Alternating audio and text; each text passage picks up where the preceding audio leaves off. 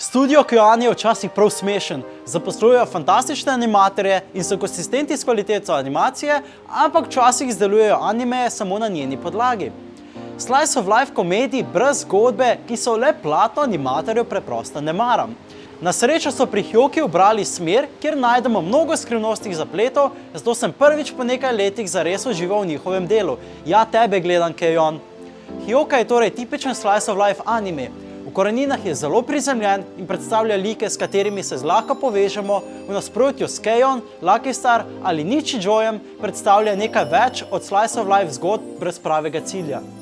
Vsaka epizoda je namenjena likom, ki skušajo razrešiti nekakšno skrivnost. Skrivnosti pa niso vsakdanji zajtrk s kosmiči, ki ste ga navajeni iz dosedanjih animejev. Liki so zelo predani razreševanju skrivnosti, le-te pa so zelo preproste, še posebej tiste iz enodelnih zgodb. Pomislite na manjkajoči kimono ali kakšen drug predmet, ki preprosto ne pripada celotni sliki. Vse je potrejeno tuhtanju in razvijanju teorij, medtem ko liki živijo običajna življenja. Seveda tudi med tokratnimi glavnimi liki obstaja igla v kopici sena. Njegovo ime je Oreki Hotaro, srednješolec, ki ob vsaki življenjski odločitvi ostaja v sivi coni. Na prošnjo starejše sestre se pridruži literarnemu krožku srednje šole Kamiyama, da prepreči njegovo ukinitev. Krožku se pridruži tudi radovedno dekle Chitanda Eru, Fukube Satoshi in Ibara Mayaka.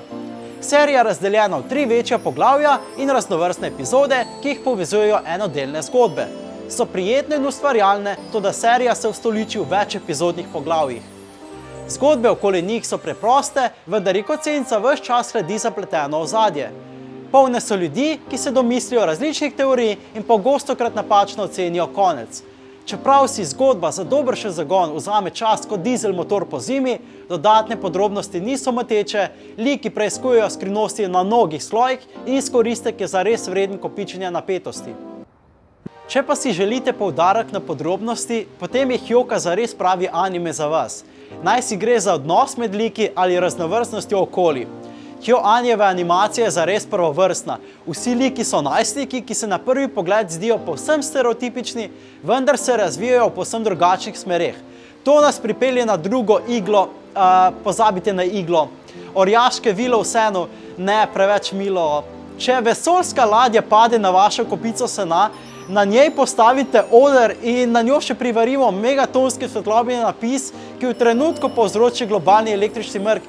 Ja, potem dobimo Chitando Eru iz naše zgodbe. V nekaterih trenutkih serije je zelo pripravna, spet v drugih usiljena.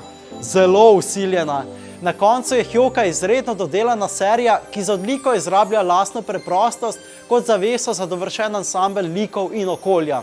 Okretna je na tisoč in en način. Če imate radi tovrstne serije, je vsekakor ne smete zamuditi.